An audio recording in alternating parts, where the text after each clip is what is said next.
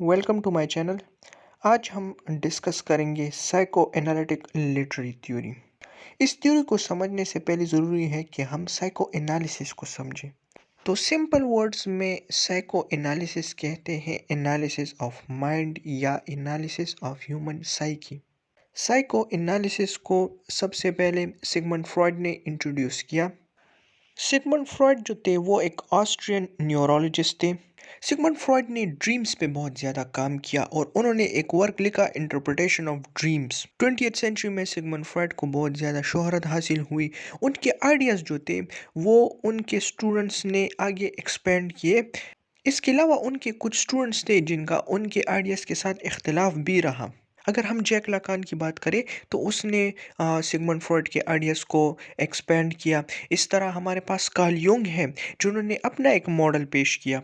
सबसे पहले हम सिगमंड फ्रॉइड के कुछ मॉडल्स डिस्कस करेंगे जो उन्होंने ह्यूमन साइकी के बारे में प्रेजेंट किए। उनका जो पहला मॉडल है तो वो है डायनेमिक मॉडल। इस मॉडल में सिगमंड फ्रॉइड ने ह्यूमन माइंड को कॉन्शियस और अनकॉन्शियस माइंड में डिवाइड किया। सिगमंड फ्रॉइड कहते हैं कि जो हमारा कॉन्शियस माइंड है तो ये active part of human brain है। यानी हमारा कॉन्शियस माइंड जो है वो एक्सटर्नल रियलिटी को परसीव करता है। यानी बाहर की दुनिया में जो कुछ भी देखते हैं इसको हमारा कॉन्शियस माइंड प्रोसेस करता है। जबकि अनकॉन्शियस माइंड जो है ये हमारा अनएक्टिव पार्ट होता है। यानी ये हर वक्त एक्टिव नहीं होता। इसके अलावा फ्रॉइड जो है वो प्री कॉन्शियस माइंड या सब कॉन्शियस माइंड के बारे में भी बात करते हैं। प्री कॉन्शियस माइंड जो है तो ये मेमोरीज को स्टोर करता है। सिगमंड फ्रॉइड कहते हैं कि जो हमारा अनकॉन्शियस माइंड है तो वो इरेशनल है और इसमें हमारे डीप डिज़ायर या हिडन डिज़ायर जो है वो स्टोर हुए होते हैं। इस मॉडल में फ्रॉइड कहते हैं कि हमारा जो अनकॉन्शियस माइंड है तो इसमें दो इंस्टिंक्ट है। फर्स्ट है इरोस और सेकंड है टेंटोस। अब इरोस का जो इंस्टिंक्ट है तो ये सेक्सुअल इंस्टिंक्ट है। यानी फ्रॉइड ये कहना चाहते हैं कि हमारा जो सेक्सुअल बिहेवियर है या हमारा जो सेक्सुअल इंस्टिंक्ट है तो ये हमारे अनकॉन्शियस माइंड की वजह से है। इसके अलावा फ्रॉइड कहते हैं कि हमारा अनकॉन्शियस माइंड हमारे एंगर या एग्रेसिव एटीट्यूड को भी कंट्रोल करता है जिसको वो नाम देते हैं थैंटोस। सिगमंड फ्रॉइड कहते हैं कि हमारा जो अनकॉन्शियस माइंड होता है ये बहुत इंपॉर्टेंट होता है और इसमें हमारी हिडन डिज़ायर होती है या वो डिज़ायर या वो ख्वाहिशात जो हम चाहते हैं कि पूरी हो जाए लेकिन वो इमोरल होती है। तो वो सब चीज़ें हमारे अनकॉन्शियस माइंड में स्टोर होती हैं और फ्रॉइड कहते हैं कि कभी कभार वो सामने आ जाती है जिसको फ्रॉइड नाम देते हैं फ्रॉइडियन स्लिप्स या पैराप्रैक्सिस। सिगमंड फ्रॉइड का जो दूसरा मॉडल है इसे कहते हैं इकोनॉमिक मॉडल। अब इकोनॉमिक मॉडल जो है तो ये डायनेमिक मॉडल का मॉडिफाइड वर्जन है। इस मॉडल में फ्रॉइड जो है वो दो नए प्रिंसिपल इंट्रोड्यूस करते हैं जो कि है रियलिटी प्रिंसिपल और प्लेजर प्रिंसिपल। प्लेजर प्रिंसिपल जो है तो वो प्लेजर के लिए काम करता है। यानी प्लेजर प्रिंसिपल ये चाहता है कि हम हमेशा खुश रहें। यानी प्लेजर प्रिंसिपल का काम ये होता है कि ये खुशी बढ़ाता है और ये हर वक्त इस कोशिश में होता है कि कब हमें खुशी हासिल होगी, कब हमें प्लेजर हासिल होगा। जबकि रियलिटी प्रिंसिपल रियलिटी के मुताबिक काम करता है। इसके अलावा फ्रॉइड एक टर्म यूज़ करते हैं जिसे कहते हैं कैथैक्सिस। कैथैक्सिस एक इंडिविजुअल की प्लेजर हासिल करने की एनर्जी या उसको हासिल करने की सलाहियत को कहते हैं। फ्रॉइड कहते हैं कि हमारे पास जो प्लेजर प्रिंसिपल है और रियलिटी प्रिंसिपल है तो इसमें कॉन्फ्लिक्ट होता है क्योंकि प्लेजर प्रिंसिपल हर वक्त प्लेजर हासिल करना चाहता है जबकि ऐसा मुमकिन नहीं है। तो इसलिए रियलिटी प्रिंसिपल जो है वो प्लेजर प्रिंसिपल के साथ कॉन्ट्राडिक्ट करता है। टाइपोग्राफिकल मॉडल भी डायनामिक मॉडल की तरह है। इसमें फ्रॉइड जो है ह्यूमन ब्रेन को 3 पार्ट्स में डिवाइड करते हैं, कॉन्शियस, प्री कॉन्शियस और अनकॉन्शियस। जो कॉन्शियस होता है तो ये रियलिटी को परसीव करता है या एक्सटर्नल इन्वायरमेंट को ऑब्जर्व करता है। जो प्री कॉन्शियस होता है तो ये मेमोरीज को स्टोर करता है और जो अनकॉन्शियस माइंड होता है तो ये उन मेमोरीज को स्टोर करता है जो प्री कॉन्शियस में स्टोर नहीं होती। इसके अलावा इसमें हमारे पास इमेजेस होते हैं, थॉट्स होते हैं, हंगर, डिज़ायर। ये पिक्चर हमारे पास फ्रॉइड की टाइपोग्राफिकल मॉडल की ग्राफिकल रिप्रेजेंटेशन है। अब आप इस पिक्चर में देख सकते हैं जो हमारा कॉन्शियस माइंड है इसने हमारे माइंड का बहुत कम हिस्सा घेरा हुआ है। यानी आप देख सकते हैं ये पानी से ऊपर वाला हिस्सा जो है ये हमारा कॉन्शियस माइंड है। जो हमारा प्री कॉन्शियस माइंड है तो ये भी कॉन्शियस माइंड की तरह इसने भी स्मॉल पोर्शन को ऑक्युपाई किया हुआ है। लेकिन जो हमारा अनकॉन्शियस माइंड है तो ये एक आइसबर्ग की तरह है, ये बहुत बड़ा है। ठीक है, आप देख सकते हैं। तो फ्रॉइड कहते हैं कि जो हमारा अनकॉन्शियस माइंड है इसने हमारे ब्रेन का सबसे ज़्यादा हिस्सा कैप्चर किया हुआ है। सिगमंड फ्रॉइड का सबसे इम्पोर्टेंट मॉडल जिसको हमेशा लोग डिस्कस करते हैं उसे कहते हैं ट्राइपर्टाइट मॉडल या स्ट्रक्चर मॉडल। इस मॉडल में फ्रॉइड ह्यूमन साइकी को 3 पार्ट्स में डिवाइड करते हैं जो कि है इड, ईगो और सुपर ईगो। तो फ्रॉइड कहते हैं जो हमारा इड होता है ये इंस्टिंक्चुअल होता है, यानी ये नेचुरल होता है, इरेशनल, और ये इरेशनल होता है, unconscious and unknown part of the brain, और ये हमारे ब्रेन का अननोन पार्ट होता है, कंटेन डार्केस्ट विशेस डिजायर्स। तो फ्रॉइड कहते हैं कि जो हमारा इड होता है ये हमारे ब्रेन का अनकॉन्शियस और इरेशनल पार्ट होता है।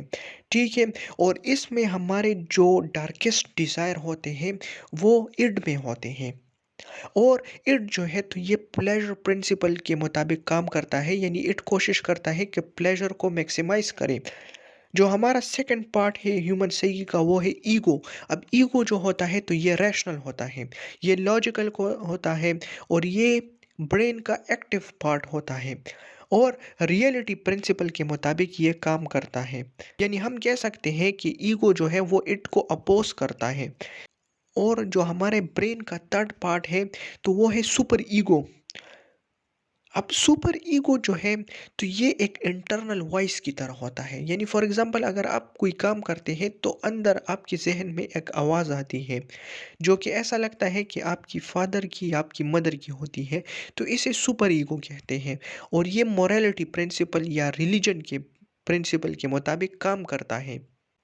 तो हम कह सकते हैं कि जो ईगो होता है और सुपर ईगो होता है ये दोनों जो है ये बैलेंस मेंटेन करते हैं, जबकि इट जो है ये प्लेजर प्रिंसिपल के मुताबिक काम करता है और कोशिश करता है कि प्लेजर को मैक्सिमाइज कर, लेकिन इसको न्यूट्रलाइज करता है ईगो और सुपर ईगो। फ्रॉइड का जो सबसे फेमस वर्क है तो वो है interpretation of dreams. Interpretation of dreams में फ्रॉइड कहते हैं कि हमारे अनकॉन्शियस माइंड में कुछ विशेस होती है या कुछ डिज़ायर होती है जो कि हम फुलफ़िल नहीं कर पाते डिफरेंट रिस्ट्रिक्शन की वजह से, सोशल, मॉरल या सोसाइटल रिस्ट्रिक्शन की वजह से। तो फ्रॉइड कहते हैं कि हमारा अनकॉन्शियस माइंड इन डिज़ायर्स को हमारे ड्रीम के थ्रू शो करता है हमें जब हम सो रहे होते हैं। फ्रॉइड मज़ीद कहते हैं कि कभी कभार ये विशेस या ये डिज़ायर इतनी डेंजरस होती है कि हमारा कॉन्शियस माइंड इसको प्रोसेस नहीं कर पाता। तो इसलिए जो हमारा कॉन्शियस माइंड है वो हमें ख्वाब में डिफरेंट चीज़ें दिखा देता है। एग्जाम्पल, एक शख्स था तो वो अपनी बीवी से नफ़रत करता था। तो एक दफ़ा उसने ख्वाब में एक बिल्ली को देखा और वो उस बिल्ली को मार रहा था। तो इस तरह की स्ट्रेटजीज को हम कहते हैं डिफेंस मैकेनिज्म, यानी हमारा कॉन्शियस माइंड कोशिश करता है कि वो किसी ना किसी तरीके से जो हमारे अनकॉन्शियस माइंड का कंटेंट है उसको चेंज करे। फॉर एग्जांपल, आपने नोटिस किया होगा कि एक शख्स गुस्सा होता है और वो आके गुस्सा आप पे निकाल देता है, तो इसे हम कहते हैं डिस्प्लेसमेंट। फ्रॉइड कहते हैं कि हमारे साइकी में या हमारे ब्रेन में इड और ईगो के दरमियान हमेशा टसल होती है और इसकी वजह से हम जो है न्यूरोसिस का शिकार हो जाते हैं। अब न्यूरोसिस जो है तो ये एक मेंटल डिसऑर्डर है और इससे फ्रॉइड कंक्लूड करते हैं कि जो लिटरेरी वर्क होता है या लिटरेचर होता है तो ये एक इंडिविजुअल या एक ऑथर के अनकॉन्शियस माइंड का एक्सप्रेशन होता है। यानी फ्रॉइड ये कहना चाहते हैं कि ऑथर जो कुछ भी लिखता है तो ये उसके अनकॉन्शियस माइंड की डिज़ायर्स होती है जो कि वो अपनी राइटिंग के थ्रू एक्सप्रेस करता है। हमारे पास जो दूसरा स्कॉलर है साइको एनालिसिस का वो है कार्ल यूंग। कार्ल यूंग जो थे वो फ्रॉइड के शागिर्द थे, लेकिन वो फ्रॉइड के साथ कुछ बातों पे डिसएग्री करते थे। अब फ्रॉइड के साथ मसला ये था कि फ्रॉइड ने हर चीज़ को सेक्स के साथ जोड़ दिया था। जबकि कार्ल यूंग फ्रॉइड के साथ इस बात पे डिसएग्री करते थे। यूंग जो थे उसने अपना एक मॉडल पेश किया ह्यूमन साइकी का, जिसमें उसने ह्यूमन साइकी को डिवाइड किया पर्सनल कॉन्शियस, पर्सनल अनकॉन्शियस और कलेक्टिव अनकॉन्शियस में। अगर हम पर्सनल कॉन्शियस की बात करें तो ये फ्रॉइड के कॉन्शियस माइंड की तरह है, जो हमारा एक्टिव पार्ट होता है और रियलिटी को परसीव करता है। जबकि पर्सनल अनकॉन्शियस माइंड जो है, तो ये दिमाग का वो वाला हिस्सा है जिसमें सोच बनती है, जिसमें इंसान थिंकिंग करता है। और कलेक्टिव अनकॉन्शियस ये ह्यूमन ब्रेन का वो पार्ट है जो कि पर्सनल अनकॉन्शियस से कट ऑफ होता है। तमाम इंसानों का जो अनकॉन्शियस माइंड है, ये किसी न किसी तरीके से लिंक हुआ है या जुड़ा हुआ है, और इसके अंदर कमुलेटिव नॉलेज है, एक्सपीरियंसेस अबाउट ह्यूमन स्पीशीज, यानी ह्यूमन इंसानों का जो नॉलेज है वो कलेक्टिव नॉलेज हमारे कलेक्टिव अनकॉन्शियस में प्रेजेंट है। तो युंग जो है वो इसकी एग्जांपल इस तरह से देते हैं कि तमाम दुनिया के लोग जो है वो बास चीज़ों को या बास मिथ्स को देखकर वो बिल्कुल सेम रिएक्शन शो करते हैं। इसका मतलब ये है कि हम इंसान किसी न किसी तरीके से एक दूसरे के साथ जुड़े हुए हैं। युंग जो है वो इन मेमोरीज को आर्चिटाइप्स का नाम देते हैं, इमेजेस या पैटर्न का। अगर कोई क्रिटिक कार्ल यूंग के आइडियाज ऑफ कलेक्टिव अनकॉन्शियसनेस को किसी वर्क पे अप्लाई करे और आर्चिटाइप्स को या इमेजेस को ढूंढे, तो हम कहेंगे कि ये क्रिटिक जो है ये आर्चिटाइपल क्रिटिसिज्म में इंगेज है। आर्चिटाइपल क्रिटिसिज्म को फर्दर डेवलप किया है नॉर्थरोप फ्राई ने, जिन्होंने मिथ्स पे रिसर्च की है। फिर हमारे पास आते हैं जैक लाकान। अब जैक लाकान जो है तो वो फ्राइड के आइडियाज को यूज़ करते हैं, लेकिन अनलाइक फ्रॉइड जिसने कहा था कि हमारा अनकॉन्शियस माइंड जो है वो अनएक्टिव है या क्योटिक है या इसमें डार्केस्ट डिज़ायर है, जैक लाकान इसके अपोजिट जाते हैं और वो कहते हैं कि हमारा अनकॉन्शियस माइंड जो है ये स्ट्रक्चर्ड है, ये क्योटिक नहीं है जिस तरह फ्रॉइड ने हमें बताया है। के साथ साथ जैक लाकान जो है वो ह्यूमन डेवलपमेंट को 3 फेजेस में डिवाइड करते हैं। हमारे पास जो फर्स्ट फेज है वो है इमेजिनरी ऑर्डर। अब इमेजिनरी ऑर्डर जो है इसमें भी हमारे पास 2 स्टेजेस है। पहला स्टेज जो है वो बर्थ से लेकर 6 मंथ्स तक है, और दूसरा स्टेज जो है जिसे हम मिरर स्टेज कहते हैं वो 6 से लेकर 18 मंथ्स तक होता है। जो हमारे पास फर्स्ट स्टेज होता है तो इसमें मदर डोमिनेट होती है, यानी चाइल्ड जो है वो मदर पे डिपेंडेंट होता है। अब जो सेकंड स्टेज है जिसे मिरर स्टेज कहते हैं, तो इस स्टेज में चाइल्ड को अपनी पिक्चर्स नज़र आती है, अपनी रिफ्लेक्शंस या अपनी इमेजेस नज़र आती हैं, और इस स्टेज में चाइल्ड अपने आप को इंडिपेंडेंट तस्वर करता है। इसके अलावा चाइल्ड को ये बात भी पता चल जाती है कि कुछ ऑब्जेक्ट्स जो हैं वो उसके नहीं हैं। फिर जो सेकंड ऑर्डर है तो इसे कहते हैं सिंबॉलिक ऑर्डर। अब सिंबॉलिक ऑर्डर में फादर डोमिनेट करता है। अब इस स्टेज में चाइल्ड जो है वो लैंग्वेज को लर्न करता है। इसके अलावा उसे मेल और फीमेल के दरमियान डिफरेंस पता चल जाती है कि सोसाइटी किस तरह जो है मेल और फीमेल के दरमियान डिफरेंस करती है। इस स्टेज में चाइल्ड जो है वो कास्ट्रेशन कॉम्प्लेक्स से गुजरता है। कास्ट्रेशन कॉम्प्लेक्स का सिंपल वर्ड्स में मतलब यह है कि चाइल्ड जब देखता है कि उसका फादर डोमिनेंट है घर में, जबकि चाइल्ड ये फील करता है कि उसका जो जेनेटिक ऑर्गन है उसे कट किया जा चुका है, तो इसलिए चाइल्ड जो है वो फादर की डोमिनेंस को एक्सेप्ट करता है। कास्ट्रेशन कॉम्प्लेक्स से बॉयज़ और गर्ल्स दोनों गुजरती है। इसके अलावा जो हमारे पास थर्ड स्टेज होता है तो इसे रियल ऑर्डर कहते हैं, और इस स्टेज में चाइल्ड जो है वो प्लेजर हासिल करता है। इसके अलावा इस स्टेज में हमारे पास फेलिक स्टेज भी होता है, जिसमें चाइल्ड जो है उसे अपने सेक्सुअल ऑर्गन के बारे में पता चल जाता है, पेनिस पावर के बारे में पता चल जाता है। तो ये तो थे साइको एनालिटिक लिटरेरी थ्योरी के कुछ थ्योरिस्ट। अब हम मेथोडोलॉजी को डिस्कस करेंगे कि जो साइको एनालिटिक क्रिटिक्स हैं तो ये किस तरह इन थ्योरीज को अप्लाई करते हैं। साइको एनालिटिक लिटरेरी थ्योरीज को अप्लाई करने के डिफरेंट मेथड्स हैं, यानी ज़रूरी नहीं है कि आप सिर्फ एक मेथड को अप्लाई करते हैं, आप डिफरेंट मेथड्स अप्लाई कर सकते हैं। जो फर्स्ट मेथड है तो ऐसे हम कहते हैं साइको बायोग्राफी, जिसमें ऑथर के बायोग्राफी या ऑथर के बैकग्राउंड को डिस्कस किया जाता है और ये देखा जाता है कि आया ऑथर जो है वो किसी मेंटल डिसऑर्डर से सफ़र तो नहीं कर रहा है, या इसमें इंटरनल और एक्सटर्नल कॉन्फ्लिक्ट्स को देखा जाता है कि ऑथर किस इन्वायरमेंट में पला बड़ा है। इसके अलावा एक और ट्रेंड है, वो है कैरेक्टर साइको एनालिसिस, यानी साइको एनालिटिक क्रिटिक्स जो है वो नॉवेल्स या लिटरेरी वर्क्स में कैरेक्टर की साइको को एनालाइज करते हैं कि फॉर एग्जांपल एक पार्टिकुलर कैरेक्टर है तो वो किस तरह एक्ट कर रहा है और किस तरह बिहेव कर रहा है।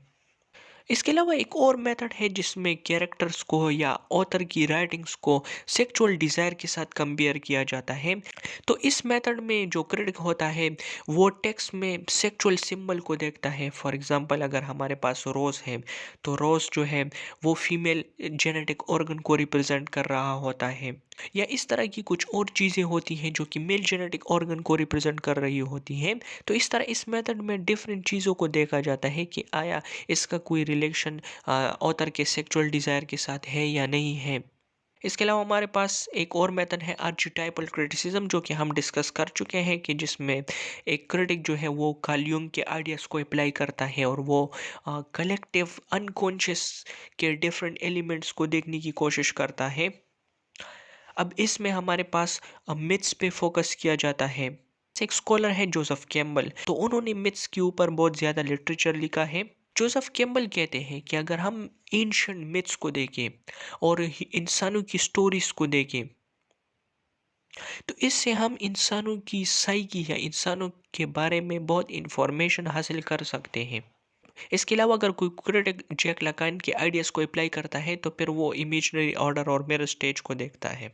इसके अलावा हमारे पास फेमिनिस्ट जो है वो भी साइको एनालिसिस थ्योरीज को अप्लाई करती है लिटरेरी वर्क्स में।